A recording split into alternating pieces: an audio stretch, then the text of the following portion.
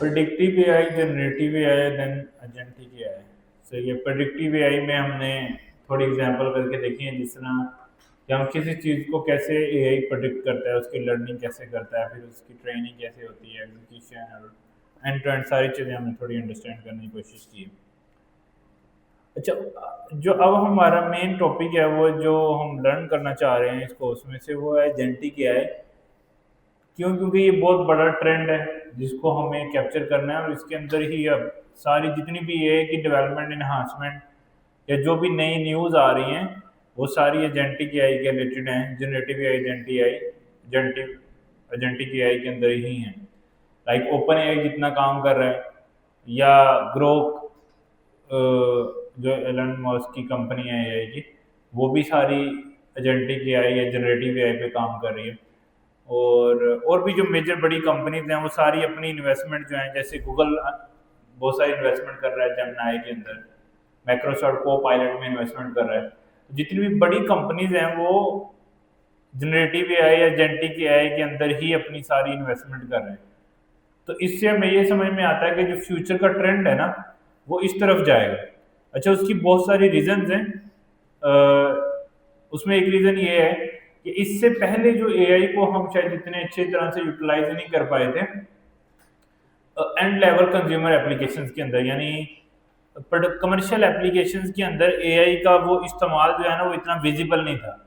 Assume करें, अगर हम प्रोडक्टिव एआई की बात करें, तो हर बिजनेस को प्रोडक्टिव एआई नहीं चाहिए था। बात समझ रहे हैं कि हर बिजनेस को प्रिडिक्टिव एआई नहीं, यानी हर बिजनेस को प्रिडिक्टिव एआई वाली इंटेलिजेंस रिक्वायर्ड नहीं थी। जैसे अगर हमारे पास कोई मॉडल है जो कैट डॉग को आइडेंटिफाई कर रहा है, तो वो एआई, लेकिन वो हर बिजनेस के लिए फिट नहीं बैठ रही थी।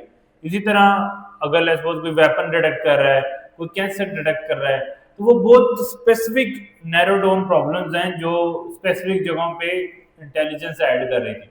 लेकिन अगर हम इर्द गिर्द देखें, तो आईटी जिस चीज पे बेस करती है, बिजनेसेस जो डिजिटली हम बनाते हैं, वो ज्यादातर बेस करते हैं वेब सॉफ्टवेयर पे, मोबाइल सॉफ्टवेयर पे, पॉइंट ऑफ सेल सिस्टम पे। यानी कोई भी नया बिजनेस बनता है, हम अपनी भी कोई शॉप शुरू करते हैं, कोई मॉल बनाते हैं, कुछ करते हैं उसमें, या कोई यूनिवर्सिटी बनाते हैं, कुछ भी करते हैं, तो उसमें हम सॉफ्टवेयर इंस्टॉल करवाते हैं, जिसे हम ईआरपी भी कहते हैं। अगर बहुत बड़ा कोई सिस्टम है, छोटा सिस्टम है, तो छोटा बिजनेस है, तो हम उसकी वेबसाइट बना लेते हैं। उससे फिर सारी चीजें, कोई हॉस्पिटल है तो वो अपनी वेबसाइट बना लेता है, अपने डॉक्टर की चीजें वहां डाल देता है, इस तरह की चीजें। कोई मिल है तो वहां पे वो ईआरपी सॉफ्टवेयर इंस्टॉल करते हैं, जिससे वो अपने एम्प्लॉयज की पेयर ऑल चीजें, टेंडर्स और इस तरह के अपने रिकॉर्ड, वेंडर्स के रिकॉर्ड, जो चीजें आ रही हैं, इनफ्लो आउटफ्लो, वो मैनेज करते हैं। हम किसी मतलब रेस्टोरेंट में जाते हैं, तो वहाँ उनके पॉइंट ऑफ सेल सिस्टम है, जो ऑर्डर्स करते हैं, डिलीट करते हैं, इस तरह की चीजें। तो अगर हम इर्द गिर्द अपने बिजनेसेस देखें, तो बिजनेसेस जो है, वो एक चीज तो क्लियर है कि डिजिटलाइजेशन के अलावा वो चल नहीं सकते हैं। लाइक यूनिवर्सिटी अपना रिकॉर्ड अब पेपर पे तो रखेगी नहीं, सॉफ्टवेयर में या डिजिटल कंप्यूटर में ही रखना मजबूरी है, क्योंकि ग्रोथ सारी उसके अंदर है। इसी तरह हमारे पास अगर कोई मिल है, तो उसको भी सॉफ्टवेयर चाहिए, हर एक चीज को सॉफ्टवेयर चाहिए। यानी हर बिजनेस जो है, वो डिजिटल बिजनेस बनेगा तो वो चलेगा, अगर वो नहीं है तो वो नहीं चलेगा। ऐसे ही है ना। तो ज्यादातर जो 95 या 90% बिजनेसेस हैं, वो ज्यादा सहारा ले रहे हैं वेब का, मोबाइल का, point of sale system software का, डेस्कटॉप एप्लीकेशंस का, ईआरपी का, डेटाबेसिस का। इससे सारा सिस्टम जो है ना, वो आईटी में चल रहा है, और ये बिजनेसेस की नीड बन गए। ऐसे ही है। अच्छा, अब ये जो प्रिडिक्टिव एआई काम कर रही थी, वो इन सारे बिजनेसेस की नीड में नहीं आ रही थी, यानी उसकी जरूरत बन जाएगी, इसके बगैर तो अब गुजारा ही नहीं है। लाइक अभी भी स्टिल जब प्रोडक्टिव एआई काम कर रही है, लाइक 10 से ये बहुत अच्छा काम कर रही है ना, प्रोडक्टिव एआई में हम बहुत सारे मॉडल बना रहे हैं जो प्रिडिक्ट कर रहे हैं चीजें। लेकिन अगर हम अज्यूम करें, तो हर बिजनेस के अंदर वो चीज रिक्वायर्ड नहीं थी। हर बिजनेस, एआई बहुत अच्छा काम कर रही है, वो इंटेलिजेंट भी है, वो सारी चीजें कर रही थी, लेकिन बिजनेस उसका फायदा नहीं उठा पा रहे थे। फिर जब उसके बावजूद भी, यानी एआई के आने के बाद, 2010 के बाद एआई आ गई थी ना, ये प्रिडिक्टिव एआई में मॉडल बनना शुरू हो गए थे, और 2020, 18, 20 में भी देखें तो बड़ी एआई में एनहांसमेंट थी। लेकिन जितना ट्रेंड आज है, ये ट्रेंड हमने आज से 4 साल पहले नहीं देखा था। ऐसा क्यों था? ऐसा इसलिए कि बिजनेसेस की बिजनेसेस एआई की इंटेलिजेंस को इस्तेमाल नहीं कर पा रहे। 2020-22 के अंदर भी देखें तो जब कोई नया बिजनेस बनाता था तो वो वेबसाइट ही बना रहा था अपने बिजनेस को चलाने के लिए। वो अपने बिजनेस को चलाने के लिए मोबाइल ऐप ही बना रहा था, वो अपने बिजनेस को चलाने के लिए डेस्कटॉप एप्लीकेशन ही बनवा रहा था, वो ईआरपी चलवा रहा था, वो पॉइंट ऑफ सेल चला रहा था, वो वर्डप्रेस को यूज करके एक लैंडिंग पेज बनवा रहा था। क्यों? क्योंकि एआई उसको उस तरह से हेल्प नहीं कर पा रही थी कि उसके बिजनेस में एआई एक्चुअली आगे हेल्प करे। इस तरह का जो सिनेरियो है ना वो पैदा नहीं हुआ था अभी तक एआई के अंदर। अच्छा, उसकी दो रीजन थे। एक रिसोर्सेज की कमी, ये लोगों के पास एआई का इस्तेमाल करने के, अज्यूम करें अगर किसी की कोई बिजनेस था पार्किंग का, अब उसमें तो एआई प्रेडिक्टिव एआई बहुत अच्छा काम कर सकती है। कैसे? कि वो गाड़ियों को प्रेडिक्ट करे, नंबर प्लेट ले और उसकी एंट्रीज डाल ले, जो बंदा मैनुअली कर रहा है तो प्रेडिक्टिव एआई अच्छा काम कर सकती है। और ये 2010 में भी कर सकती थी, अज्यूम कर 15-16 में तो वो बहुत अच्छा ही कर सकती थी। डीप लर्निंग आ गई थी, न्यूरल नेटवर्क्स आ गए थे, तो ये प्रॉब्लम तो फिक्स हो गया था। लेकिन इवन तो कि वो बिजनेस जो पार्किंग वाला है वो स्टिल एआई को इस्तेमाल नहीं कर पा रहा था। क्यों? एक रीजन, कॉस्ट बहुत ज्यादा इन्वॉल्व है कि जीपीयू चाहिए, एक लाइव वीडियो फीड को लेके प्रोसेस करके मॉडल से एग्जीक्यूशन करके आउटपुट निकालना वो अच्छा खासा पैसे वाला काम था। यानी थोड़े छोटी मोटी इन्वेस्टमेंट से काम नहीं होना था, अच्छी खासी बड़ी इन्वेस्टमेंट चाहिए। और मेरे ख्याल से पार्किंग की टोटल अमाउंट भी हम उतनी अर्न नहीं करते होंगे पार्किंग से जितनी सिर्फ उस मॉडल को चलाने के लिए रिसोर्सेज चल लग जाते, तो इसलिए वो सक्सेसफुल नहीं हो पा रहा था। वो मॉडल्स का यूजेज भी इसी तरह कैंसर को डिटेक्ट कराना है तो अब वो तो अच्छा खासा कॉस्टली रिसोर्स है, उसको मॉडल को बनाना चलाना, तो शायद मेडिकल की कॉस्ट बहुत ज्यादा बढ़ जाएगी। वेपन को डिटेक्ट कराने का मॉडल बन गया, अब वेपन को डिटेक्ट करने के लिए हम किसी ट्रेन स्टेशन पे या किसी बस स्टेशन पे लगाएंगे, पब्लिक प्लेसेस पे, तो उसको ऑलवेज चला के कैमरे से फीड लेके उसकी एग्जीक्यूशन चला के उसको एंड लेवल का एआई इस्तेमाल करना खासा मुश्किल था in case of resources. Cost बहुत ज्यादा लग रही थी, तो इसलिए एआई का वो ट्रेंड, यानी चीज मजे की थी, बन भी रही थी, लेकिन उसका इस्तेमाल जो है ना वो इतना ज्यादा, एक तो वो बहुत नैरो डाउन था, यानी वो हर बिजनेस को प्रेडिक्टिव एआई इंपैक्ट नहीं कर रही थी। बात समझ रहे हो? किसी की पिज्जा शॉप है तो वहां पे तो प्रेडिक्टिव एआई इतना ज्यादा असरअंदाज नहीं हो रही ना, या किसी का कोई आउटलेट है क्लॉथ्स का तो वहां पे तो वो इतना ज्यादा इंपैक्ट नहीं कर रही प्रेडिक्टिव एआई। तो हर बिजनेस को वो पिक नहीं कर पा रहे थे, यानी एक तो नंबर ऑफ बिजनेसेस उनके रेंज में कम थे पहले प्रेडिक्टिव एआई के केस के अंदर, और अगर थे भी तो रिसोर्सेज बहुत कम थे और कॉस्ट बहुत ज्यादा थी कि वो हम शायद उस कदर उस तरह से यूज ना कर पाते। और डेफिनेटली कैमरे भी नहीं थे, digitalisation in city, smart city की भी उतना ज्यादा नहीं था कि जो हम प्रेडिक्टिव एआई को यूज करके हम प्रॉब्लम को सॉल्व कर सकते। अब इतना ज्यादा एकदम से एआई का ट्रेंड क्यों बन गया? अच्छा, इसकी सबसे बड़ी रीजन कि ये अब हर एक छोटे से छोटे बिजनेस की नीड बन गई। इससे पहले ये अचीवमेंट भी नहीं हो रही थी, यानी जो आज एआई की सिचुएशन है वो हर छोटे बिजनेस से लेके हर बिजनेस की नीड बन गई। अच्छा, अब नीड कैसे बनी है कि अब वो एआई का इस्तेमाल भी कर रहे हैं और उनकी इन्वेस्टमेंट उससे थोड़ी बहुत ज्यादा हो सकती है, लेकिन बहुत ज्यादा नहीं है जितनी एक वेबसाइट बनाने में इन्वेस्टमेंट आती है। एक बिजनेस है, उसने एआई का इस्तेमाल पहले करवाना है तो वो वेबसाइट की तो कॉस्ट लेस कॉस्ट 5% है, उसकी कॉस्ट 200% पड़ रही थी उसको एआई की। अब उसको अगर 5% वेबसाइट की कॉस्ट है, मैक्सिमम 10% या 5% ही पड़ रही है। अब ये जो एक बड़ा चेंज है ना, इससे बिजनेसेस ने अपने आप को ऑटोमेट करना शुरू कर दिया थ्रू एआई, और वो उनकी रेंज में भी आ रहे हैं, यानी वो ओवर कॉस्ट नहीं हो रहे। एक बंदा है, मतलब सपोज वो अब चाहता है कि मैं एक शू स्टोर बनाता हूं। अब पहले वो क्या करता, मैक्सिमम उसका एक सॉफ्टवेयर पीओएस ले लेता, बड़ी हद करता तो अपनी एक वेबसाइट बना लेता, उस पर आइटम लगा लेता और ई कॉमर्स करके उनको सेल कर लेता। यही वो डिजिटलाइजेशन कर सकता था ना अपने बिजनेस को ग्रो करने के लिए। अब वो इन सारे वर्कफ्लो में एआई का इस्तेमाल कर सकता है और एआई उसकी ये सारी चीजें ऑटोमेट कर सकती है। उससे उसको क्या फायदा होगा? वही फायदा जो वेबसाइट बनाने से होता है बिजनेस को। एक बिजनेस है, उससे हम पूछेंगे यार बिजनेस को एआई का इस्तेमाल करने से क्या फायदा? अब ये वही फायदा जो आज से 20 साल पहले वेबसाइट बनाने से होता था। एक बिजनेस है जिसने वेबसाइट बनाई है और एक नहीं है, उन दोनों में क्या फर्क है? जिसने वेबसाइट बनाई है उसका बिजनेस स्केल कर सकता है। बात समझ आ रही है? उसको ज्यादा बेनिफिट है, उसके जो फ्लो यानी उसकी अर्निंग है, उसकी सेल बढ़ेगी। ये देखो ना, एक बंदे का इवन वेबसाइट के बगैर सिर्फ फेसबुक का स्टोर भी बनाते हैं लोग, फेसबुक का पेज बना के इतनी ज्यादा अर्निंग करते हैं, वर्सेस एक जो फेसबुक का पेज नहीं बना रहा उसके पास लेस कस्टमर है। ऐसे है या नहीं? तो हर बंदा अब कस्टमर गेन करने के लिए डिजिटलाइजेशन की तरफ जा रहा है। इवन डॉक्टर है, उसने पेशेंट्स लेने हैं, तो हम उनके एड्स देखते हैं ना, एड्स भी देखते हैं, उनकी पोस्टें भी देखते हैं, सारा कुछ है। वो क्यों ऐसा कर रहे हैं? डिजिटलाइजेशन से उनको बेनिफिट हो रहा है, अर्निंग आ रही है।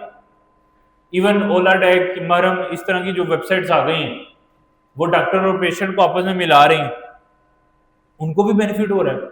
उनसे डॉक्टर को नुकसान तो नहीं हो रहा, बल्कि ज्यादा कस्टमर उसको आसानी से मिल रहे हैं।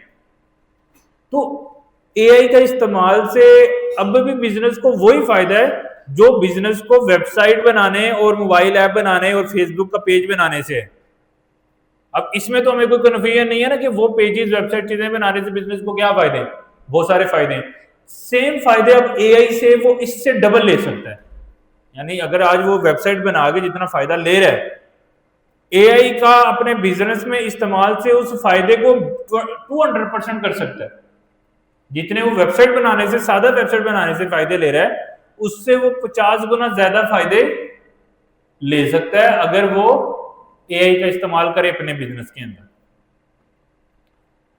तो आज जो वर्ड चल रहा है generative AI versus agentic AI का, ये इस चीज को पॉसिबल कर रहे हैं कि एक आम बिजनेस अपने वर्क फ्लो के अंदर एआई का इस्तेमाल कर सके और उसकी कॉस्ट बहुत ज्यादा ना हो, close to the website development हो।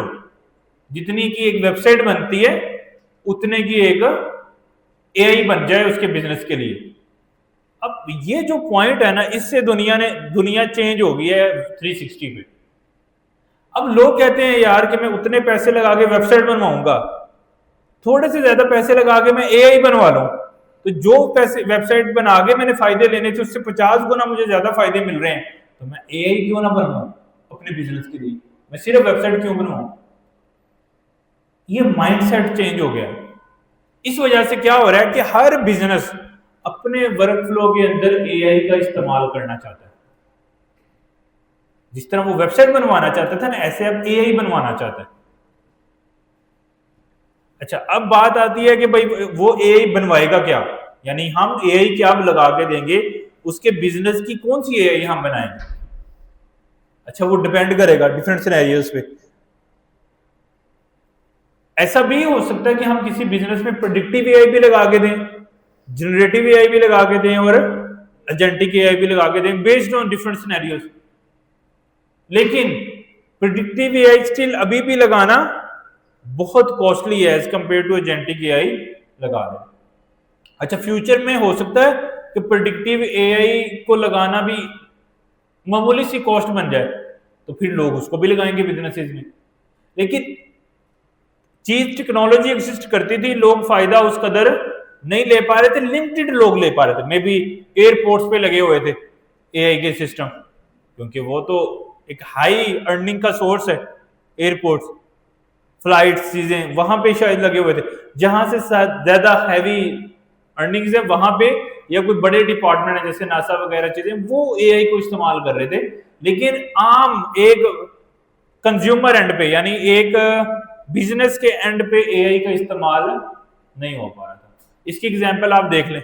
अभी तो खैर हम अगर अपने इर्द गिर्द की बात करें, यहाँ तो अभी सिंपल वेबसाइट वाली डिजिटलाइजेशन भी अचीव नहीं हुई 100%, क्योंकि हम एक बाजार में जाते हैं तो मेरा नहीं ख्याल कि हर बाजार की हर दुकान ने अपना कोई, खैर मैंने ये तो देखा हर एक का फेसबुक पेज तो होता है, पहले वो भी नहीं होता था, अब वो तो है, वो लेस कॉस्टली है इसलिए कुछ कुछ बीच में शॉप्स की शायद वेबसाइट भी हो, है ना, बीच बीच में होंगी, लेकिन अभी यहाँ तो शायद एआई वाली कोई सीन अभी नहीं। अभी तो हम समझो कि डिजिटलाइजेशन में जा रहे हैं, लेकिन बाहर के बिजनेस, अब एक भी बिजनेस ऐसा नहीं होगा, यानी एक भी शॉप ऐसी नहीं होगी जिसका कोई सॉफ्टवेयर नहीं होगा, जिसका कोई वेबसाइट नहीं होगी, जिसकी फेसबुक पेज नहीं होगी, जिसकी टिकटॉक पे मार्केटिंग नहीं हो, एक भी नहीं है। पाकिस्तान में जरा हैं, मे बी मैं 50-60 के हैं, बाकी 40 के शायद नहीं है, ऐसा ऐसा शायद। अभी मैं, मुझे अब ज्यादा पता नहीं है, मैं गया नहीं इतना, लेकिन हो सकता है कि सबकी आगे हो, मुझे ज्यादा नॉलेज नहीं। लेकिन मुझे, मेरी एजम्पशन ये है कि अभी 40-50% लोग अभी भी बगैर डिजिटलाइजेशन, बगैर फेसबुक पेज, बगैर किसी भी सोशल मीडिया के सहारे से अपना बिजनेस कर रहे हैं। लेकिन जिनका अच्छा चल रहा है ना, वो तो डिजिटल है, गाड़ियां कोई बेच रहे हैं, सेल कर रहे हैं, जो टिकटॉक पे छाए हुए हैं उनकी बिक रही, समझ रहे हो, वो बना रहे हैं पैसे। लेकिन जो वैसे शोरूम बना के डाल बैठा हुआ, इतना पैसा लगा के, कुछ भी नहीं, उसके पास आ ही नहीं ना बंदा। इसका मतलब डिजिटलाइजेशन जब तक नहीं करोगे 2025 में, तो बिजनेस तो नहीं चलेगा। हाँ, हमारे एशिया में प्रॉब्लम है कि हम शायद इतनी इन्वेस्टमेंट नहीं करना चाहते या कर रहे, तो हम तो भी पीछे हैं। लेकिन अगर हम बाहर की बात करें तो 100% ऐसे बिजनेस हैं जो डिजिटल है। एक भी बिजनेस आपको ऐसा नहीं मिलेगा जो अपना हिसाब बुक पे लिखता है, जो अपनी इनवाइस कॉपी पे लिख के देता है। यहाँ पे अभी 80% ऐसे हैं जो इनवाइस पेपर पे करते हैं। कुछ मैंने देखे ऐसे भी हैं जो डिजिटल इनवाइस दे रहे हैं, लेकिन बहुत ज्यादा ऐसे ही हैं जो पेपर पे लिख के वो आपको दे रहे हैं। लेकिन वहां 100% डिजिटल है, ये चीज तो क्लियर। अब बिजनेसेस कहते हैं यार कि सारी डिजिटलाइजेशन कर ली, सारी चीजें कर ली, लाइफ पहले से तो आसान है, पेपर वाली लाइफ से तो आसान है, लेकिन एआई कह रही है कि मैं उस लाइफ को 100% मजीद आसान कर दूंगी बिजनेसेस के लिए। तो अब ये बिजनेसेस का इंटरेस्ट पॉइंट है, इस वजह से इतनी पॉपुलैरिटी हो गई। बिजनेस कहते हैं कि यार डिजिटलाइजेशन तो करनी है, कोई नया बिजनेस शुरू हो रहा है, वाई नॉट 1+ एक्स्ट्रा और एआई भी डाल दें बीच में। अच्छा, अब हम बात करते हैं कि एआई क्या डाल सकती है उसके अंदर। कोई भी हम अपने इर्द गिर्द के बिजनेसेस जो है ना वो उठाते हैं अपने माइंड के अंदर, फिर हमें आइडिया होने लग जाएगा कि क्या हम एआई जो है ना वो उसके अंदर लगा सकते हैं। अच्छा, मेडिकल की बात करें तो अब जो मेडिकल हॉस्पिटल्स हैं वो क्या करेंगे, वो एजेंटिक एआई का इस्तेमाल करके एआई की किसी भी टाइप को इस्तेमाल कर लें ना वर्कफ्लो के अंदर, तो वो इसका मतलब है कि हम एआई यूज कर रहे हैं। फर्क नहीं पड़ता कि हम प्रेडिक्टिव कर रहे हैं, हम एआई तो कर रहे हैं ना, एआई की कोई भी टाइप कर रहे हैं तो एआई वो। एआई मतलब क्या, इंटेलिजेंस डिसीजन, खुद से डिसीजन लेना, ये आज से पहले नहीं हो रहा, एआई की मदद से हो रहा है। कंप्यूटर पहले आज से डिसीजन नहीं ले पाता था खुद, अब एआई से ले रहा है। वो डिसीजंस को ऑटोमेट करना ही एक्चुअली एआई जो यूजर मैनुअल कर रहा है। तो अज्यूम करें कोई एक एक बिजनेस उठाते हैं, हम मेडिकल को देखते हैं। अब मेडिकल में जहां पे हम वेबसाइट्स तो हैं, हम वो बात नहीं कर रहे कि बिल्कुल पेपर पे, हम डिजिटलाइजेशन की बात करते हैं। अज्यूम करें हमारे सारे बिजनेसेस डिजिटल हैं, वेबसाइट पे हैं, पॉइंट ऑफ सेल सिस्टम पे हैं, या उनके फेसबुक के पेजेस हैं, यानी डिजिटल बिजनेसेस हैं। अभी वो कैसे सेल कर रहे हैं चीजें कि एक यूजर आता है, यूजर आके, अच्छा इसकी भी एक रीजन थी कि इतने ज्यादा लोग एशिया में एकदम से क्यों डिजिटल नहीं हो रहे, डेफिनेटली लिटरेसी रेट भी इफेक्ट करता है ना।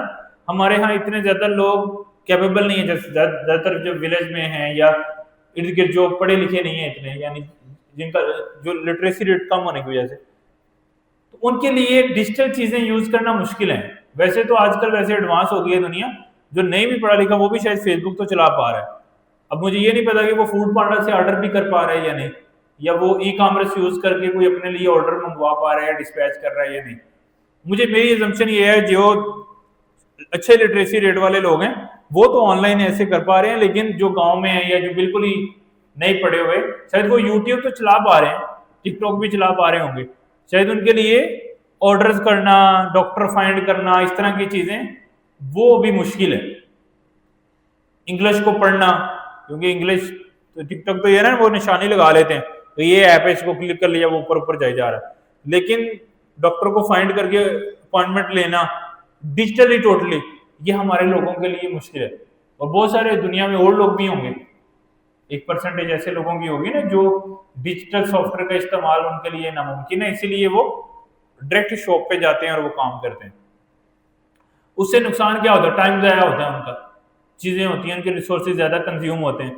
अगर वो डिजिटली करें तो वो लेस एफर्ट में ज़्यादा काम कर सकते हैं और फैमिली को ज़्यादा टाइम दे सकते हैं, उनको बेनिफिट हो सकता है एज कम्पेयर टू अगर वो shop to shop, door to door find करते हैं चीज़ें। अच्छा, ये इतनी बात समझ आ गई हमें कि अब इस एआई के वर्कफ्लो से बेनिफिट क्या होगा एआई ऐड होने से? एक बड़ा बेनिफिट ये भी है कि अब ऐसा होगा कि अगर कोई बंदा इतना ज्यादा इंग्लिश नहीं जानता और अंडरस्टैंडिंग नहीं है, वो स्टिल एक अपॉइंटमेंट ले पाएगा, वो स्टिल डॉक्टर को फाइंड कर पाएगा। क्यों? वो एआई के साथ ऐसे बात कर पाएगा जैसे एक इंसान से करता है। देखो, वो अपॉइंटमेंट ऑनलाइन क्यों नहीं ले पा रहा? क्योंकि उसको इंग्लिश नहीं आती, वो यूज नहीं कर पा रहा। लेकिन वही बंदा जाके हॉस्पिटल में अपॉइंटमेंट ले लेता है। कैसे? क्योंकि वहां पे अदर साइड पे ह्यूमन है जो उसकी बात को समझ रहा है कि उसको इशू क्या है।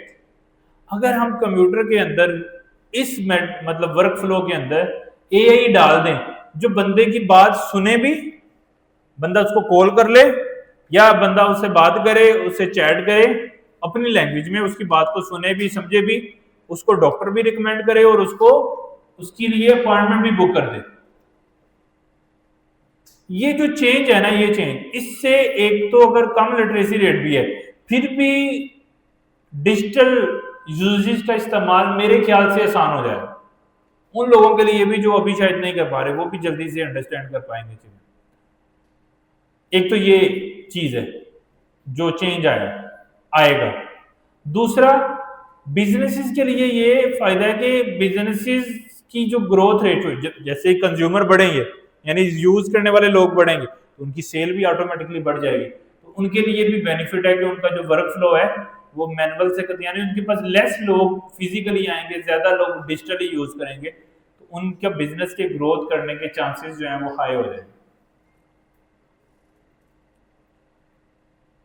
अच्छा, अब इस चीज को हम कैसे जो है वो एग्जीक्यूट करें, मतलब कि सॉफ्टवेयर को ऐसे बनाएं कि इंसान उसको इंसानों की तरह बात कर सके। ये जो कैपेबिलिटी है ये जनरेटिव एआई ने इंट्रोड्यूस की है कि आप मतलब कंप्यूटर से ऐसे बात करो जैसे इंसानों से कर रहे हो। जनरेटिव एआई यही कर रहा है ना, आप अपनी फीलिंग बताते हो, उनको समझ के उसका वो जवाब देता है जिस तरह इंसान देता है। दैट इज का जनरेटिव एआई। तो जनरेटिव एआई के आने से ये जिंदगी जो है वो आसान हो गई। एजेंटिक एआई ने क्या किया है? जनरेटिव एआई तो चलो अब एआई, अब कंप्यूटर मेरी फीलिंग समझ सकता है। एजेंटिक एआई का क्या रोल है? जो एआई ने समझा है उस समझी हुई चीज को लेके एक्शन करना। ये एक्शन हम पहले मैन्युअली करते हैं। जैसे हम अपॉइंटमेंट बुक करने जाएं तो हम कैसे करते हैं? डॉक्टर फाइंड करते हैं, क्लिक करते हैं, डिटेल देते हैं, बटन पे क्लिक करते हैं, बुक अपॉइंटमेंट, फिर बुक होती है। हम फ्लाइट बुक करने जाते हैं, फ्लाइट को सर्च करते हैं, अपनी जरूरत की देखते हैं, जो हमें चाहिए वो इकट्ठी करते हैं, क्लिक करते हैं, डिटेल फिल करते हैं, बुक करते हैं। अब ये सारा काम जो है ना वो एक एजेंट का है कि जनरेटिव एआई को इस्तेमाल करना एक आम यूजर के लिए मुश्किल है, क्योंकि उसने सिर्फ क्वेश्चन आंसर एक्शन नहीं लेता। वो एजेंटिक एआई क्या कहता है कि जो जनरेटिव एआई ने डिसीजन लिया है, जो उसने बात की है, उसकी बेस पे एक्शन लेना, that is called agentic AI. यानी जनरेटिव एआई, मैंने मुझे बोला मुझे ऐसे ऐसे जो है ना मसला है, जनरेटिव एआई ने वो बात समझ ली, उसने वो बात समझ के एजेंटिक एआई को बताया बंदे को इस तरह का मसला है, इस वाली कैटेगरी के तुम्हारे पास कोई डॉक्टर हैं? वो कहेगा है, ये एजेंट का काम। मिल गए। अब जनरेटिव एआई एक मैसेज बना के देगा, उन नेम्स को लिख के चैट में ऐसे डिस्प्ले हो जाएंगे, अच्छा ये डॉक्टर हैं जो आपकी बीमारी के रिलेटेड है, इनको बुक कर दें। अब बंदा उससे बात करेगा। जनरेटिव एआई ने कहा वो इंटरेस्ट, वो इंटेंट देना है एजेंटिक एआई को, यार बंदा कह रहा है कि ये अपॉइंटमेंट मुझे इस बंदे के साथ इतने बजे बुक कर दो। अब एजेंटिक एआई ने जो काम हम अपना फॉर्म फिल करके बुक अपॉइंटमेंट में करते हैं, एपीआई के थ्रू डेटाबेस में एंट्री करते हैं ना, वो काम ऑटोमेटिकली एजेंटिक एआई करेगा कि वो डेटाबेस में एंट्री खुद से कर देगा। और ये एक बहुत बड़ा चेंज है, डेटाबेस में एंट्री खुद से करना। बात समझ आई या नहीं आई? तो प्रेडिक्टिव एआई काम कर रही थी, अच्छा काम कर रही है, बहुत सारे प्रॉब्लम अभी भी प्रेडिक्टिव एआई से सॉल्वेबल हैं, लेकिन वो हर बिजनेस को इम्पैक्ट नहीं कर पा रही थी। फिर जनरेटिव एआई ने आके इस चीज को इंश्योर किया कि अब एआई जो है वो इंसान की फीलिंग जो है वो समझ सकता है, और एजेंटिक एआई ने उसको एग्जीक्यूट करके दिया, उस जनरेटिव एआई के डिसीजन को। और इसको हम बोलते हैं फुली ऑटोमेटेड एआई, कि वो खुद से डिसीजन लेके खुद टास्क भी कर रहा है। जैसे अज्यूम करो प्रेडिक्टिव एआई कहती है ये कैट है, ये डॉग है, पता लग गया, व्हाट नेक्स्ट, अगला काम क्या होगा? कुछ भी नहीं। बात समझ रहे हो? यानी अगला टास्क क्या होगा, उस डिसीजन की बेस पे काम क्या करना है, टास्क क्या करना है, ये टास्क जो है ना इसका कोई फ्लो नहीं था, इसीलिए एजेंटिक एआई का ट्रेंड बना। ये टास्क जो करना है ना, ये एजेंटिक एआई खुद से कर सकती है। मेडिकल का मसला, अब मेडिकल के जो हॉस्पिटल्स हैं, डॉक्टर्स हैं, वो कितनी आसानी से अपना वर्क फ्लो, अब एक डॉक्टर है वो अपनी वेबसाइट बनवाए कि मैं एक डॉक्टर हूं, मैं ये करता हूं, मैं दिल का इलाज करता हूं, ये वो। अब उसकी वेबसाइट से यूजर आ रहा है या उसके फेसबुक पेज से यूजर आ रहा है, अब वो पेशेंट्स को चेक करे या उन यूजर्स को हैंडल करे, उनको रिप्लाई करे, अपॉइंटमेंट बुक करवाए, या फिर वो बंदा रखेगा उसकी जगह पे। एजेंटिक एआई क्या कहता है कि मैं उस सारी इंफॉर्मेशन को लेके मैं खुद से बुक कर दूंगा। यानी अगले वो आया है, वो बातें कर रहे हैं हमारी एआई से, एआई फीलिंग ही नहीं आने दे रही कि ये ह्यूमन है या मैनुअल बंदा काम कर रहा है पीछे, ह्यूमन है या एआई है। उससे बातचीत करके उसका मसला समझ के उसकी अपॉइंटमेंट बुक करा रहा है, दैट इज कॉल्ड एजेंट। अब अज्यूम करो जितने डॉक्टर्स हैं वो आसानी से इस एआई का इस्तेमाल करके अपने वर्क फ्लो को ऑटोमेट कर सकते हैं, तो नीड बन गई, किस कदर नीड बन गई। इसी तरह अज्यूम करें कि अगर मैं कहता हूं, बात करता हूं कि यूनिवर्सिटीज हैं, अब कितना बड़ा मैकेनिज्म है यूनिवर्सिटीज का, एडमिशन होने हैं, ये होना है, वो होना है, सारी चीजें, फिर एडमिशन फॉर्म फिल करने हैं, सारी चीजें मैनेज करनी है खुद से। वर्सेस वहां पे क्या होगा, एक वर्क फ्लो आ जाएगा, एआई आ जाएगा, वो सारा काम जो पीछे एक बंदा मैनुअली कर रहा है वो ऑटोमेट हो जाएगा। जो फॉर्म हमें खुद से फिल करना पड़ता है वो फॉर्म एआई फिल कर देगा। उस फॉर्म को हमें खुद से समझ के डिसीजन लेने पड़ते हैं, वो फॉर्म वो खुद से समझ के डिसीजन ले लेगा। यानी अब यूनिवर्सिटी के एडमिशन के केस में अगर देखें तो क्या होता है कि हम पहले फॉर्म फिल करके जमा करा देते हैं फॉर्म, फिर उसकी बेस पे क्राइटेरिया बनाता है कोई दूसरा पर्सन, एक्सेल के फार्मूले लगाता है, ये करता है, वो करता है, फिर उसकी बेस पे वो सिलेक्शन होती है, फिर ईमेल्स जाती हैं, ये सारा वर्क फ्लो ऑटोमेट हो जाएगा। फ्रंट एंड में एक एजेंट है जिसको हम सीवी देंगे, वो सीवी से सारी इंफॉर्मेशन लेके फॉर्म खुद ही फिल करके सबमिट कर देगा। अब दूसरे एंड पे भी एजेंट है, वो जो फॉर्म सबमिट हुआ है उसका डाटा लेके, डिसीजन लेके, चीजें करके उसकी फाइनल लिस्ट खुद ही सबको ईमेल भी कर देगा। That is called agentic AI. बात समझ आई या नहीं आई? अब एक आम बिजनेस है, लेट्स अज्यूम करें अगर हम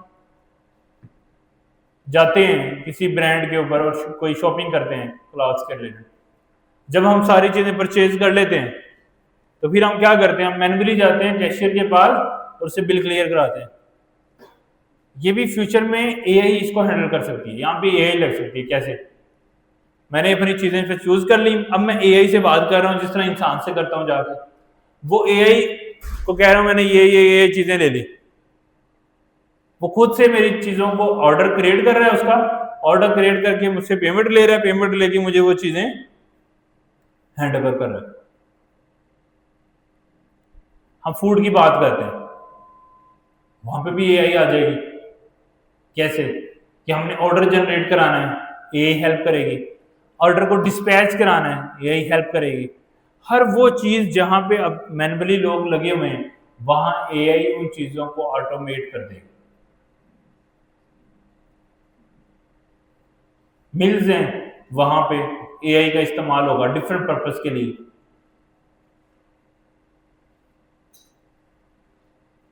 इवन वेबसाइट्स बनानी है तो एआई बनाएगी, वो तो अभी बना भी रही है। 90+% कोड जो है वो एआई से जनरेट हो रहा है अभी इस वक्त। जो बड़े ओपन सोर्स मॉडल हैं, ग्रोक है, ओपन एआई है, जेमिनी है, डीपसीक है। समझ आ रही है? तो इस वजह से एक बहुत ह्यूज डिमांड प्रोड्यूस हो गया है सामने।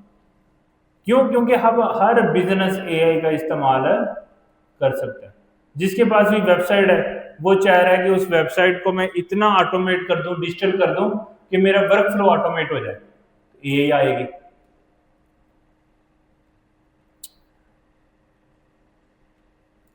तो ये इसको हम इस वजह से हम फुली फोकस करना चाहते हैं जेनेटिक एआई।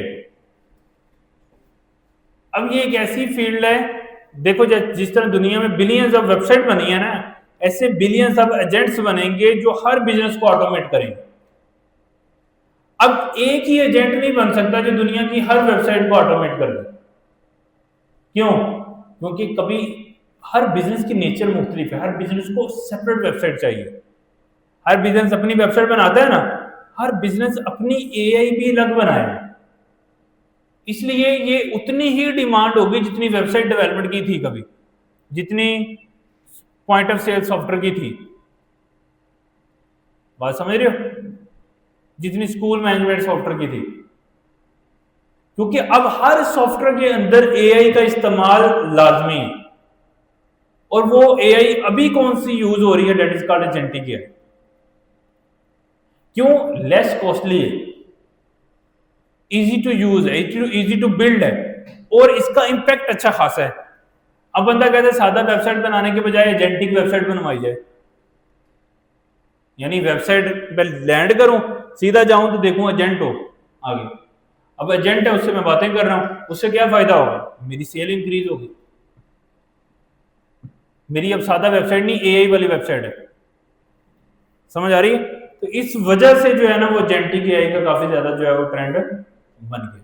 तो इसमें तो अब कोई कंफ्यूजन नहीं है कि future will be agentic AI. और इस जितनी वेबसाइट कभी बनी है ना दुनिया में, उतने ही अब एजेंट्स बनेंगे। और बहुत सारी कम वेबसाइट होगी इक्का दुक्का जो विदाउट एजेंट्स बनेंगी। एक वेबसाइट से इंफॉर्मेशन गेन करना और एक किसी ह्यूमन जैसे लाइक बंदे से बात करने में बहुत फर्क होता है। वेबसाइट से बात समझना और एक ह्यूमन से बात करके समझना, कितना फर्क है? बहुत फर्क है। तो इसलिए सब कुछ जो है वो अब एजेंटिक एआई होगा, हो भी चुका है और होने वाला भी है।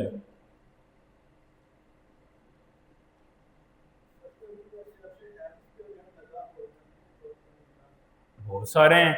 अब ये देखो,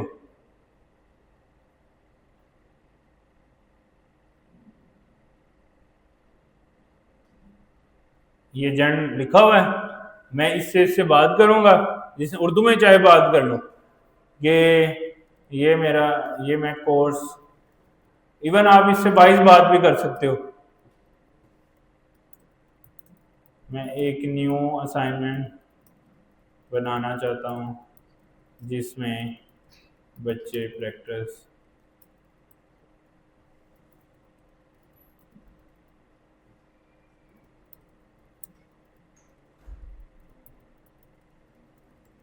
अब मैं इसको जिस तरह एक आम बात कर रहा है, अब यहां पे आप इसको कॉन्टेक्स्ट भी ऐड कर सकते हो कि जैसे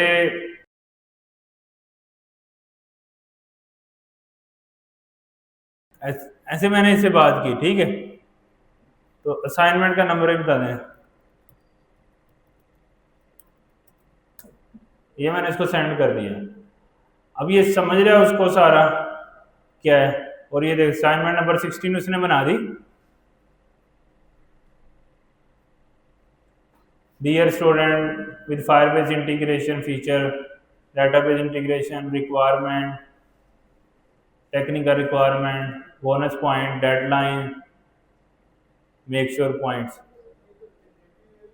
नहीं, जनरेटिव एआई ने, देखो जनरेटिव एआई ने मुझे क्वेश्चन का आंसर देना था चैट के अंदर। यहाँ पे ये क्वेश्चन है, ये इसने इधर मुझे आंसर दिया, that is called generative AI.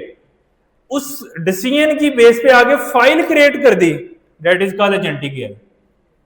यानी देखो जनरेटिव क्या है, जनरेट करता है कुछ, उसने तो जनरेट करना है, मैंने उसको कहा असाइनमेंट से जनरेट कर दी। उसके अगेंस्ट फाइल बनाना, उसको उस तरह से ऑर्गेनाइज करना, फिर फॉर्म का जो लिंक है ये जाके गूगल में क्रिएट करके एक्चुअल फॉर्म का लिंक लगाना, दैट इज का, ये तो टास्क है ना जो बंदे ने करने। चैट जीपीटी एजेंट नहीं है, चैट जीपीटी क्वेश्चन करते हैं आंसर करता है, बस ऐसे ही करता है ना। फाइल कर रहा है लेकिन वो हमारे इस वर्क फ्लो में तो नहीं कर पा रहा ना, और फिर वो जाके गूगल पे जाके फॉर्म तो नहीं क्रिएट कर पा रहा, वो तो स्टिल मुझे मैनुअली करना पड़ रहा है। अब ये पूरे वर्क फ्लो में देखो इसने अंडरस्टैंड किया है कि असाइनमेंट के फोल्डर के अंदर असाइनमेंट बनानी है, ये तो नहीं बताया हमने उसको, और फिर बता के उसका ये नाम रखना और उसी फॉर्मेट में रखना जिसमें हम बाकी बना रहे हैं, दैट इज कॉल्ड एजेंटिक है। ट्रैकर देख रहा है, समझ रहा है, डिसीजंस ले रहा है। जनरेटिव एआई और एजेंटिक एआई में मेजर फर्क यह है, जनरेटिव एआई हमेशा क्वेश्चन का आंसर देता है, एक एजेंट उस आंसर की बेस पे डिसीजन जो हुआ है, जो जनरेटिव एआई ने डिसीजन लिया है उसको एग्जीक्यूट करता है। देखो एआई ने एक डिसीजन लिया, मुझे असाइनमेंट बना दी, अज्यूम करें हम यही काम, यही जो प्रॉम्प्ट मैंने इसको दिया है, ये वाला प्रॉम्प्ट, ठीक है, मैं देता हूं जाके चैट जीपीटी को, अभी आपको बात समझ आ जाएगी। मैंने चैट जीपीटी को दे दिया ये वाला प्रॉम्प्ट, अच्छा इसको फाइल भी अटैच कर देते हैं जैसे उसको की। अब इसने असाइनमेंट बना दिया, हमें ये बना रहा है असाइनमेंट, लेकिन इसको अब मैनुअल एफर्ट रिक्वायर्ड है, क्या इधर से कॉपी करूं, नई फाइल बनाऊं, एक नया फॉर्म लिंक बनाऊं, वो डालूं, देखूं, सारा कुछ करूं, ये मैनुअल एफर्ट खत्म किया है एजेंट ने। जनरेटिव ने जनरेट करके जवाब दे दिया, इसके आगे इस इंटेलिजेंट को यूज मैं नहीं करना है आगे। अब एजेंट ये वाला काम कर रहा है कि जो मैं इसकी इंटेलिजेंस यूज करके आगे एक्शन ले रहा हूं ना, ये कर रहा हूं, ए काम कर रहा हूं, बी कर रहा हूं, सी, ये एजेंट कर रहा है। समझ आई या नहीं आई बात बनी? ये काम एजेंट का। अभी ये एजेंट है, पता नहीं कितने डिफरेंट डिफरेंट एजेंट्स जो हैं वो आ गए, एजेंट आ गए हैं। जो सबसे पहले तो एजेंट्स ने हमें ही, हमारी फील्ड को ही पकड़ा है ना, क्योंकि इसको करना सबसे ज्यादा आसान है, ये कोड करवाओ। अब कोड जनरेट करने वाले तो बेतहाशा आ गए ना, जो 90, जैसे अब मैंने तुम्हारे आपके सामने डेमो दिया, आपको कितना अच्छा काम किया उसने, यही काम मैंने करना था जो उसने किया। फिर आपने अगर यूआई जनरेट करनी है तो ये लवेबल टूल है, एक और टूल है v0.dev, ये टूल है जो सारे ये जितने आपको ये प्रोजेक्ट नजर आ रहे हैं ये सारे एआई ने डिजाइन किए हैं। फिर एक नया आया फायरबेस स्टूडियो करके, ये क्या करता है, आपको मोबाइल का पूरा इंटरफेस दे रहा है जिससे आप एक एजेंट से पूरी मोबाइल एप्लीकेशन बनवा सकते हो बातें कर करके उसके साथ। जिस लवेबल है वो साइड पे यूआई दिखा रहा है, आप इधर से बातें कर रहे हैं, साथ साथ आपको आउटपुट नजर आ रही है। इसी तरह v0 में भी यही है, इसी तरह फायरबेस स्टूडियो भी यही काम कर रहा है लेकिन मोबाइल के लिए। बात समझे या नहीं? तो ये जो इम्पैक्ट आ रहा है ना, ये सारे एजेंट्स की वजह से है। क्यों? क्योंकि जनरेटिव एआई तो जनरेट कर रहा है चीजें, उनको यूज कर करके एजेंट आगे डिसीजन ले रहे हैं, वो काम कर रहे हैं जो डेवलपर करता था, दैट इज कॉल्ड एजेंट ही किया है। जैसे कोड कमिट करके पुश कौन करता है? मैं करता हूं, हर दफा भूल भी जाता हूं, अब एजेंट खुद से ही कर देगा, ऐड भी करेगा, कमिट भी करेगा, पुश भी करेगा, पीआर भी क्रिएट करेगा, पीआर में डिस्क्रिप्शन भी डालेगा। ये तो इंसान कर सकता है ना, इवन तो पीआर की डिस्क्रिप्शन एआई जनरेट करके दे रही है, लेकिन भाई पीआर क्लिक करना, बटन पे क्लिक करना, चीजें करना, ये तो सारा कौन कर रहा है?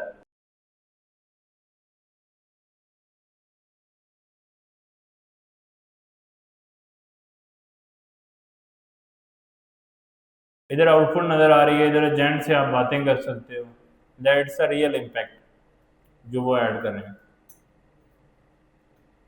सो बैक टू द ट्रैक, एक एजेंट और चैट जीपीटी में क्या फर्क हो सकता है? अच्छा, वैसे तो अब चैट जीपीटी जैसे टूल भी जो है ना वो ऐसा ऐसा एजेंट बनते जा रहे हैं, क्योंकि वो बहुत सारे एक्स्ट्रा काम भी अब ऑटोमेट कर रहे हैं, लेकिन उसकी ये कुछ डेफिनेशन जो है ना वो है जो एक्चुअली एजेंट के फीचर हैं, यानी जो एजेंट हमें देता है। चैट जीपीटी एक एलएलएम है, ग्रोक एक एलएलएम है, जेमिनी एक एलएलएम है, डीप सीक एक एलएलएम है, और ये एजेंट का एक शौक है, एक यानी एजेंट इससे एक चीज है जिससे एजेंट मदद लेता है, और भी बहुत सारी चीजें हैं जिससे एजेंट जो है मदद लेता है।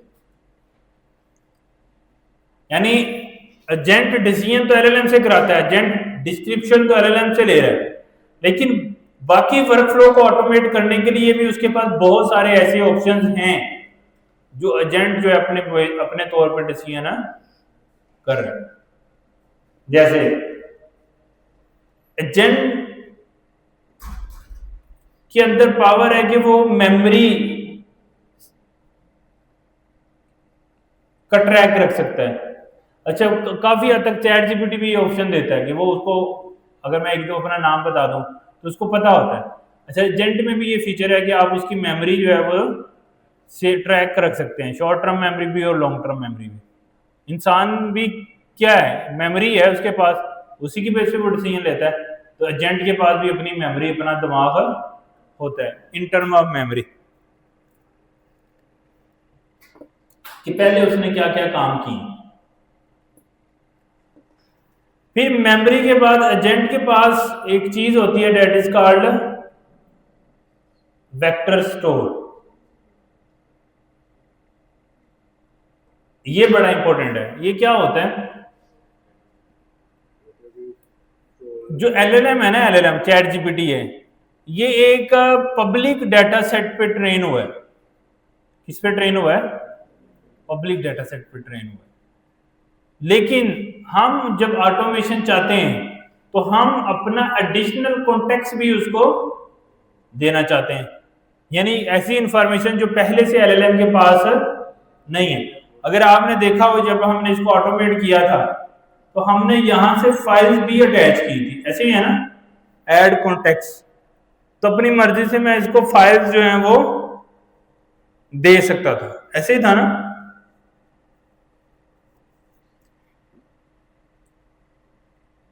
ये जो मैं अपनी मर्जी से इसको फाइलें दे सकता हूं, ये एजेंट इसको अपने पास सेव कर लेता है इस इंफॉर्मेशन को, और वो जिस चीज में सेव करता है उसको हम वेक्टर डेटाबेस बोलते हैं। क्या बोलते हैं? Vector database. एक ट्रेडिशनल डेटाबेस जैसे मोंगोडीबी, पोस्टग्रेस और वेक्टर डेटाबेस में फर्क होता है। आल तो एजेंट के पास ट्रेडिशनल डेटाबेस भी होती है, लेकिन ट्रेडिशनल डेटाबेस मतलब जो हमने पोस्टग्रेस और मोंगोडीबी की है, क्योंकि आपको पता है ना कि उसको एंट्रीज करनी है। जैसे लेट्स सपोज उसने अपॉइंटमेंट फाइनल कर ली है तो उसकी एंट्री तो उसने ट्रेडिशनल डेटाबेस में करनी है, क्योंकि जब हम फॉर्म फिल करके क्लिक करते हैं, जैसे कॉन्टेक्ट करना है किसी को, फॉर्म फिल करके कॉन्टेक्ट पे क्लिक किया तो डेटाबेस में एंट्री होती है ना एपीआई के थ्रू, वो काम भी एजेंट खुद से करता है। तो इसके पास ट्रेडिशनल डेटाबेसेस की एक्सेस होती है, लेकिन कुछ ऐसी इंफॉर्मेशन भी एजेंट के पास होती है जो एलएलएम का ब्रेन है, लेकिन वो डाटा एलएलएम के पास नहीं है, तो वो उसको एज अ कॉन्टेक्स्ट प्रोवाइड करते हैं हम, कि जो कुछ तुम्हारे पास है वो ठीक है, एक्स्ट्रा ये मेरी तरफ से लो। और ये बहुत इंपॉर्टेंट है, इससे पहले एजेंट से पहले ये चीज हम नहीं कर पा रहे। इस इंफॉर्मेशन को, वो इंफॉर्मेशन को एजेंट को देना जो उसके पास पहले से नहीं है, उसका फायदा क्या है? वो फिर राइट डिसीजन ले सकता है राइट टाइम। लाइक अब ओपन एआई को ये तो नहीं पता कि हमारी इस क्लास में कितने बच्चे हैं, उनके नाम क्या हैं, उनके रोल नंबर क्या हैं, उन्होंने कितनी असाइनमेंट्स की हुई हैं। अब ये डाटा तो मैंने अगर इसी बेस पे कोई डिसीजंस कराने हैं तो ये डाटा सारा मुझे उसको देना पड़ेगा। और ये डाटा तो रन टाइम पे हमने जनरेट, प्राइवेट डाटा है ना, तो ये उसके पास अभी नहीं, उसने तो इंटरनेट से डाटा लिया हुआ, तो इंटरनेट पे इस चीज का रिकॉर्ड तो नहीं है, क्योंकि ये इस चीज का रिकॉर्ड कौन कौन से इस क्लास में रजिस्टर्ड है, ये तो हमारी प्राइवेट डाटाबेस में है, तो वो पब्लिक नहीं है। वो इंफॉर्मेशन अगर हम एजेंट को देना चाहते हैं जो एलएलएम के पास नहीं है, उसको हम फिर किस में स्टोर करते हैं? वेक्टर स्टोर के अंदर स्टोर करते हैं। फिर एजेंट की अपनी एक स्टेट भी होती है, यानी कि अभी मैंने फाइल क्रिएट की है, अब मैं ये काम कर रहा हूं, अब मैंने अपॉइंटमेंट पिक की है, अब ये वो सारी एक जो वो टास्क करते जा रहा है, इस टास्क की इंफॉर्मेशन भी उसके पास होती है, जिसको हम स्टेट बोलते हैं। उसका क्या फायदा होता है? हम अगर कोई एजेंट गलत रास्ते पे है तो हम उसको स्टॉप कर सकते हैं, हम उसको देख सकते हैं कि उस एजेंट ने कब कौन सा एक्शन जो है वो परफॉर्म किया है। जैसे कोई नया बंदा हम किसी नए बिजनेस में लेके आते हैं, तो हम उसको ट्रैक कर रहे होते हैं ना, कि वो कोई गड़बड़ ना कर दे ताकि सारा काम खराब ना हो जाए, हम उस पर नजर लगा के रखते हैं कि ये कुछ भी गलती ना करे। इसी तरह एजेंट की अपनी एक स्टेट होती है, वो बहुत इंपॉर्टेंट। चैट जीपीटी, एलएलएम, उसकी तो कोई स्टेट नहीं है, क्वेश्चन आंसर खत्म, क्योंकि वो टास्क तो कर ही नहीं रहा।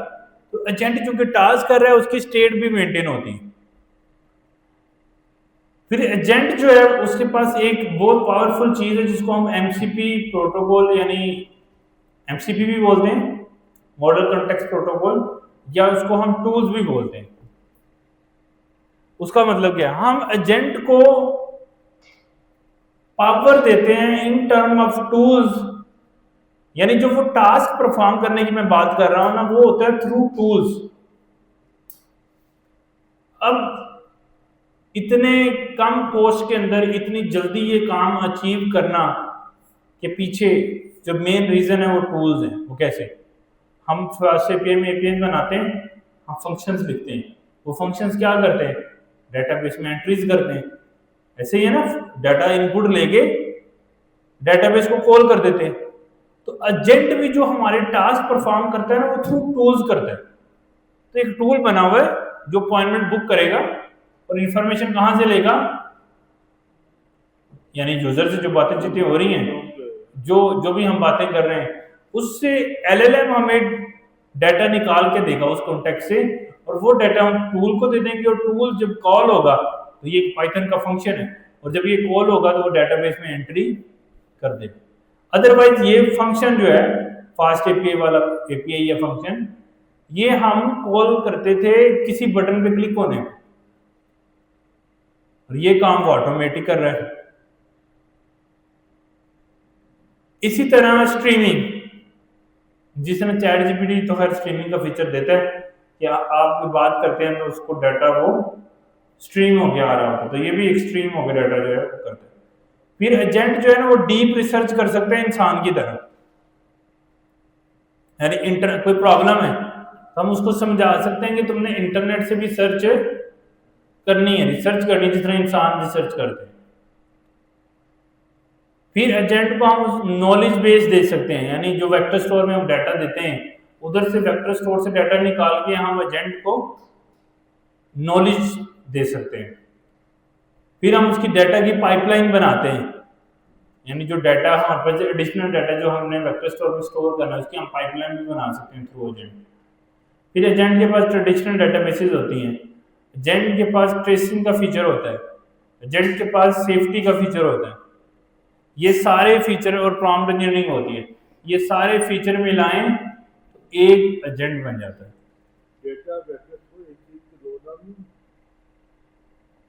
वेक्टर स्टोर है कि जो डेटाबेस है, यानी हाँ, जो जो डेटा है वो एक्चुअल डेटा है जो हमारी फाइल से हमने लोड करना है, इसकी जो हमने पाइपलाइन बनानी है तो वो डेटा ही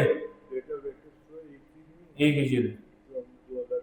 वो इसलिए है कि हम पाइपलाइन की बात कर रहे हैं कि जो लेट्स सपोज हमने जो एडिशनल डाटा देना है वो हमारी किसी डीबी में पड़ा है, या वो इंटरनेट पे पड़ा है, या वो गूगल ड्राइव पे पड़ा है, या हमारे कंप्यूटर में, उसकी हमें पाइपलाइन बनानी पड़ती है कि तुमने, यानी वेक्टर स्टोर को बताना पड़ता है तुमने डाटा कहाँ से रीड करके स्टोर करना है, वो डाटा पाइपलाइन।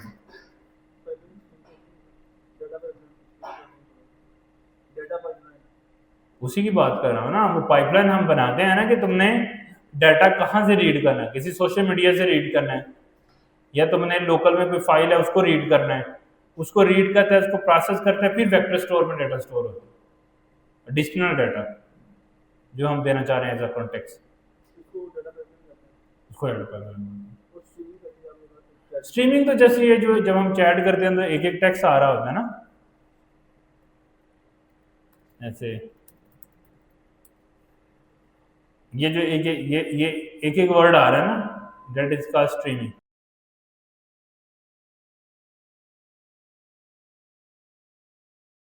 अब बात आती है कि ये जो हम एजेंट की बात कर रहे हैं,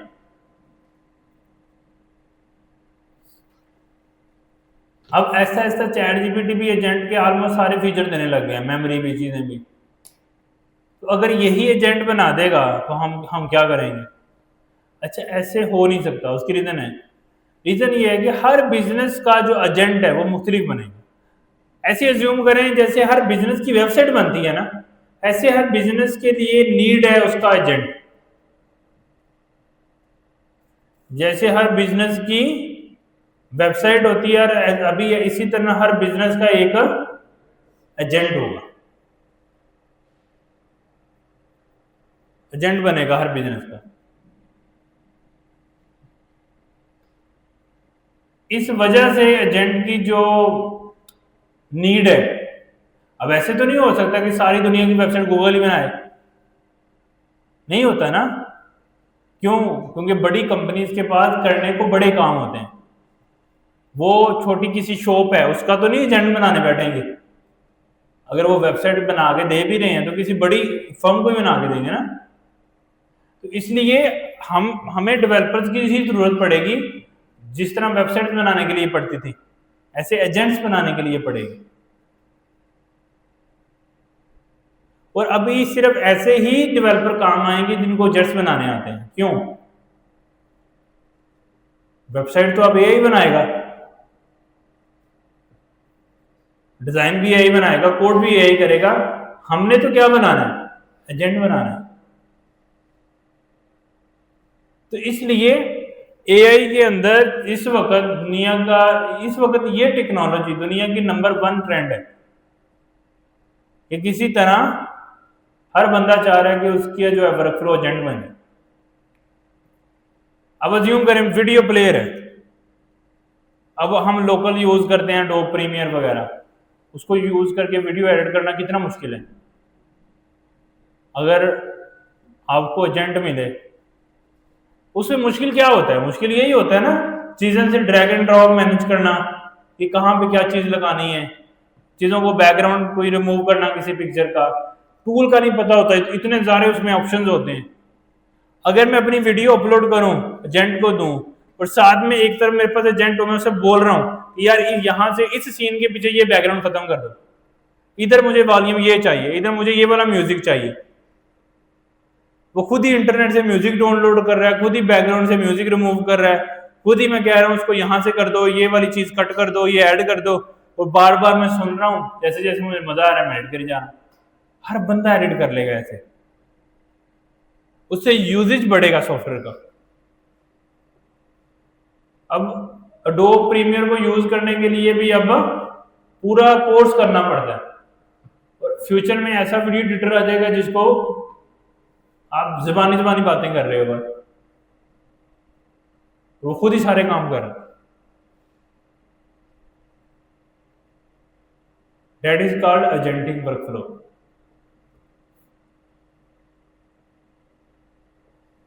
दुनिया इस तरफ जा रही है।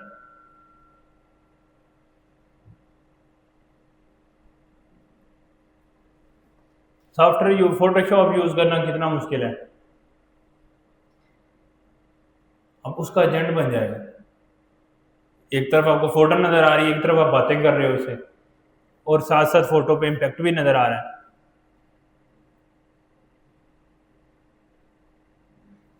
इस वजह से अगर कोई बिजनेस सोचो, कोई आइडिया सोचो, उसमें एजेंट जो है वो काम करेंगे। सोशल मीडिया के एजेंट्स आ जाएंगे।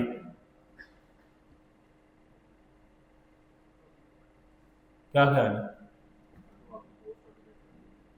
पोस्ट ऑटोमेट कर देंगे, इवन आपको कमेंट समराइज कर करके देंगे। क्या ख्याल है?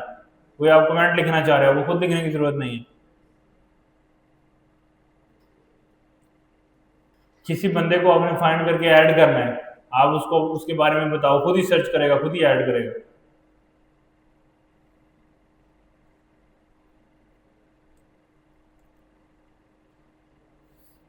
किसी टॉपिक पे रिसर्च करनी है, पढ़ाई आसान हो जाएगी,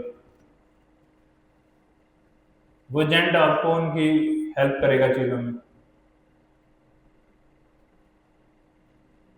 ई कॉमर्स पे एजेंट्स आ जाएंगे। आप कोई प्रोडक्ट परचेज करना चाह रहे हो, उससे आप बातें कर सकते हो। जिस तरह एक दुकान पे मैं जाता, एक मॉल में मैं जाता हूँ, मैं उसको कहता हूँ मुझे ऐसा कोट चाहिए, मैं उसको दिखाता हूँ ना ऐसा चाहिए, फिर वो ढूंढ के लेके आता है। ऐसे वेबसाइट से ढूंढना कितना मुश्किल है। और अगर मेरे पास एजेंट हो, मैं उसको अपना कोड भेजूँ या अपनी तस्वीर भेज दूँ पूरी, वो ढूंढ के ला के मुझे वो चीज़ दे दे। वो काम आप सर्च से अचीव नहीं कर सकते। क्या ख्याल है? फिर मैं उससे बातें ही कर रहा हूँ कि इसको बुक भी कर दो, इसको ऑर्डर कर दो, वो ऑर्डर भी कर दे।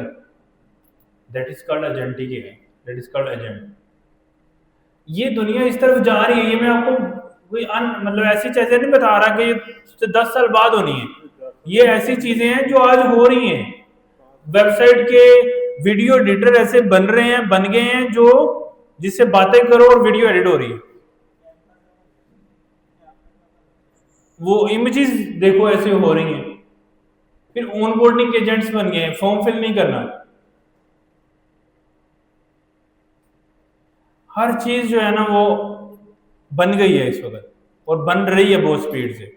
इसी वजह से तो हम गूगल इसको लर्न करना चाह रहे हैं। मोबाइल को डेवलप करना है, वेब को डेवलप करना है, एक ट्रेंड बन गया है।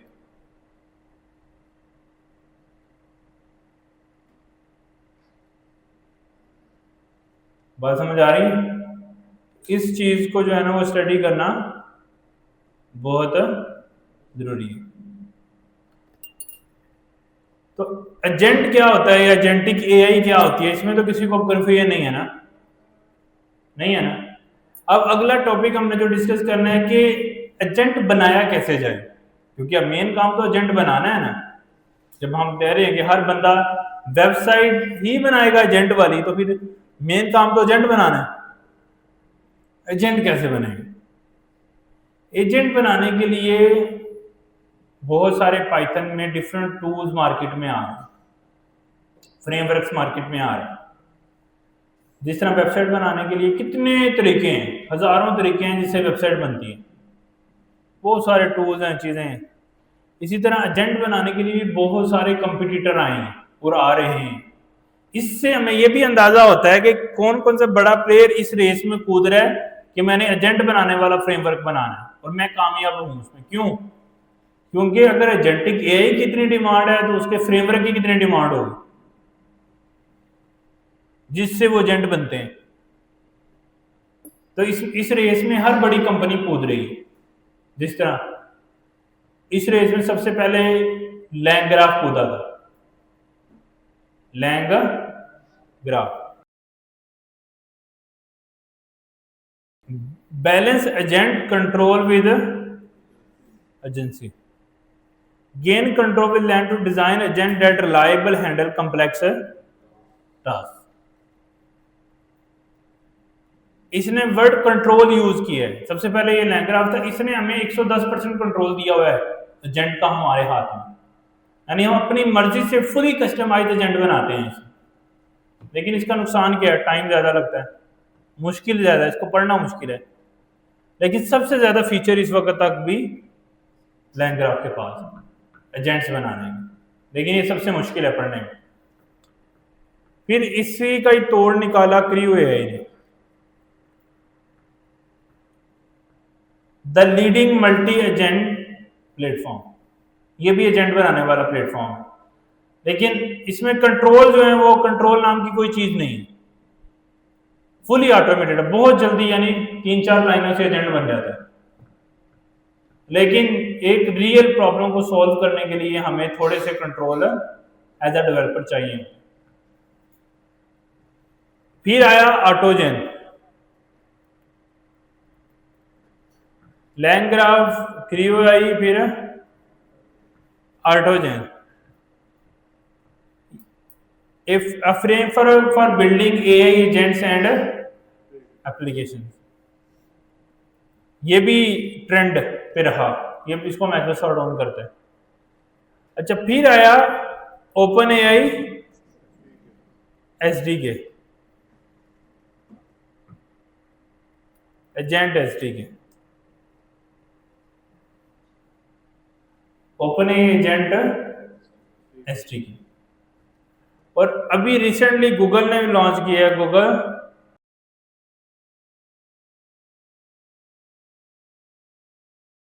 एडीके, agent development kit, एडीके, agentic development kit is flexible model framework for developing AI agent. सबसे पहले LangGraph, फिर क्रियो एआई, फिर ऑटोजेन, फिर ओपन एजेंट एसडीके, और फिर एडीके, Google agent development kit.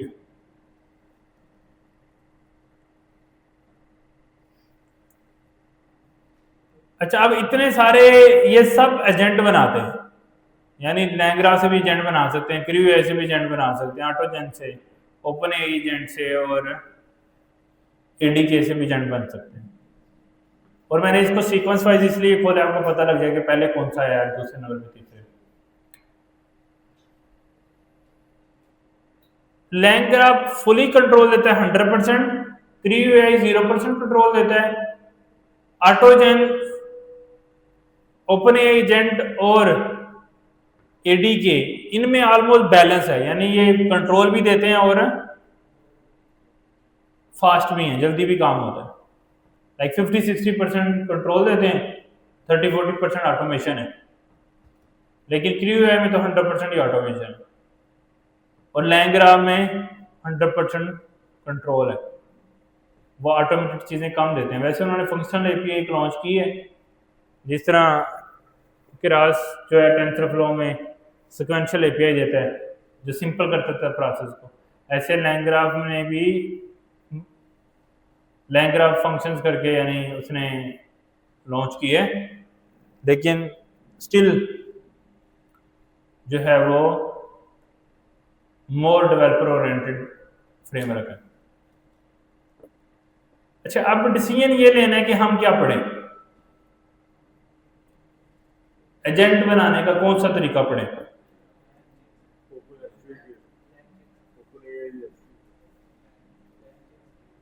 LangGraph LangChain,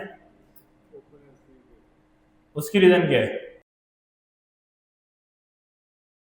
हाँ, अगर मैं देखूं तो हमें ये सारे ही करने चाहिए। क्यों?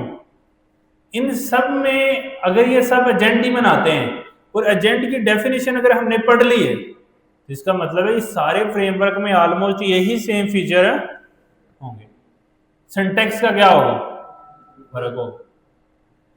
अभी तक इतनी क्लैरिटी नहीं है कि कौन सा फ्रेमवर्क ऐसा है जिसकी डिमांड बहुत ज्यादा हाई होगी। क्यों? उसकी रीजन ये है कि जैसे अब लेट्स सपोज हमने वेबसाइट बनानी है 2025 में, एक चीज 100% क्लियर है कि वेबसाइट बनानी है, वेब ऐप बनानी है, तो रिएक्ट जेएस जो है ना वो टेक्नोलॉजी है जिसमें वेब ऐप बनाई जाती है।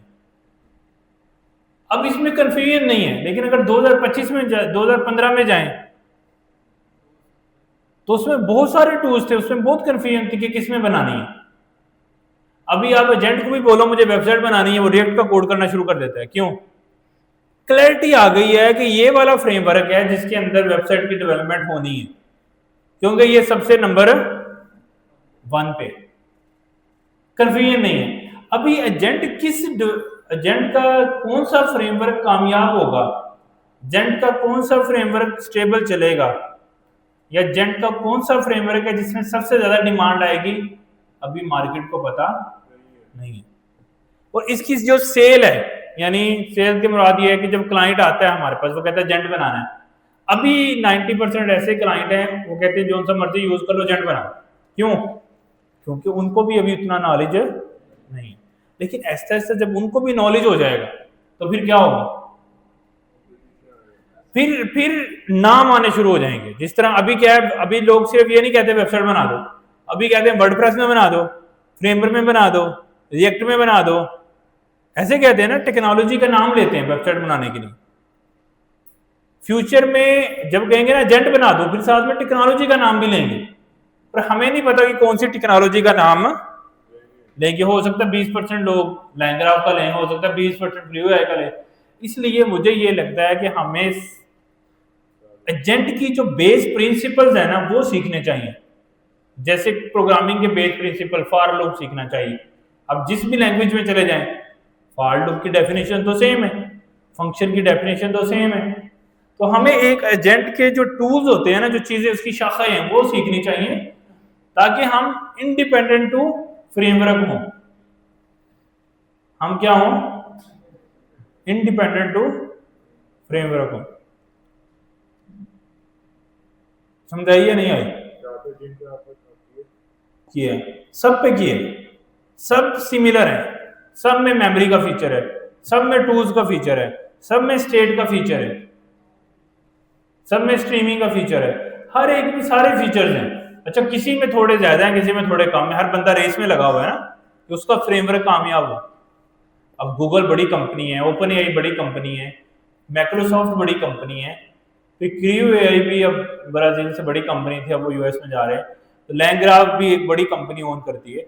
ये सारी बड़ी बड़ी कंपनीज हैं, ये सब चाहते हैं कि उनका फ्रेमवर्क जो है वो ट्रेंड में आए।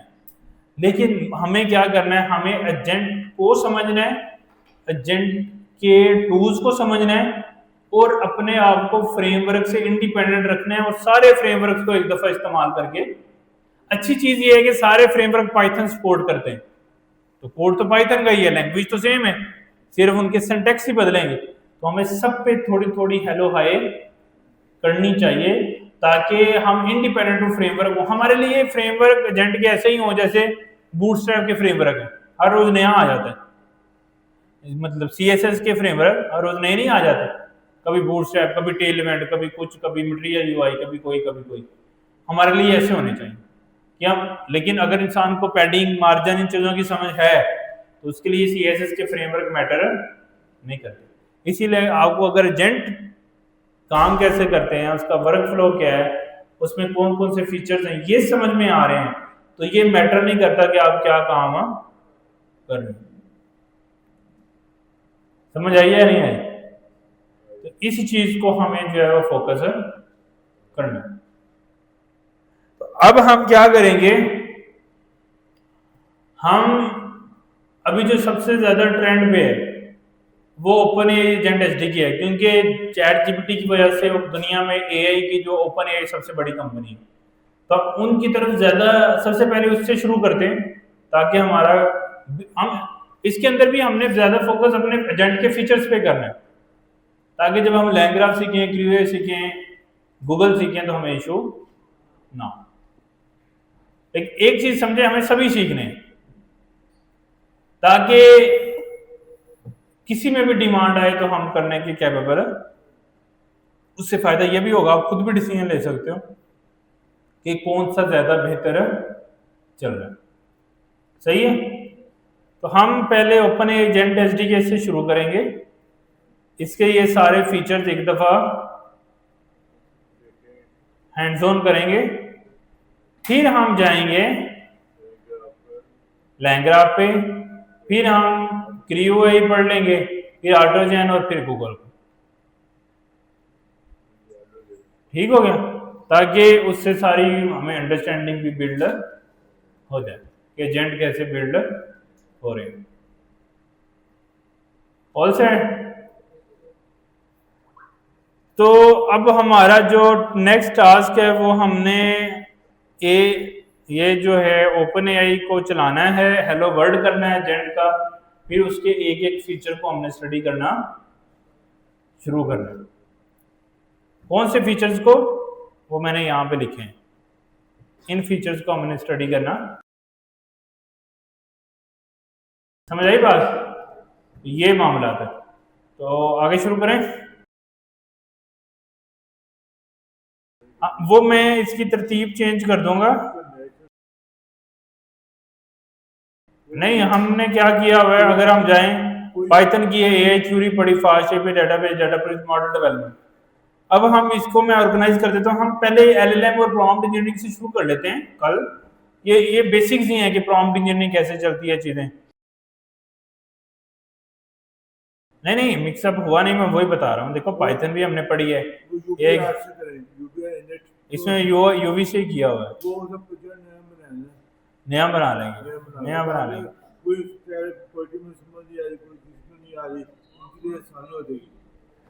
मैं इसको फॉर्मेट भी कर दूंगा जिस तरतीब से हमने पढ़नी है चीजें।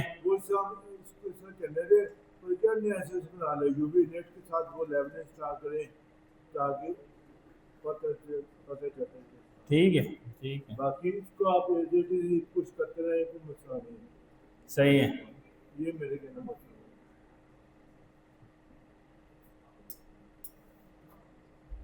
नंबर 8 पे हम ले जाते हैं इसको। समझ ले लैंग चेन को नंबर 9 कर देते हैं, लैंग ग्राफ को नंबर 9A कर देते हैं।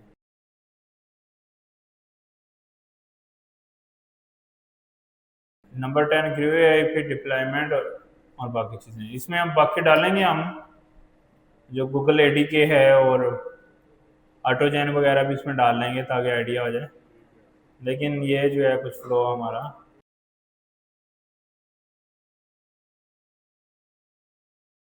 देखो ना एआई कमेंट भी खुद ही लिखता है। अब यहाँ पे क्लिक करो, फाइल पढ़ के वो कमेंट लिख देगा।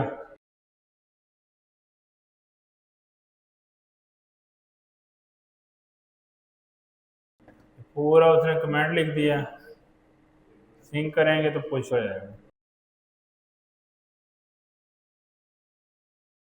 वो भी मैं इसी में इधर मैंने एक बनाया हुआ है ना रीडमी, वो डाल देते हैं। ये जो रीडमी बनाया हुआ है ना यहाँ पे, जो रोड मैप बनाया था हमने, ऐसे ही है, इधर ही डाल लेते हैं हम उसको भी।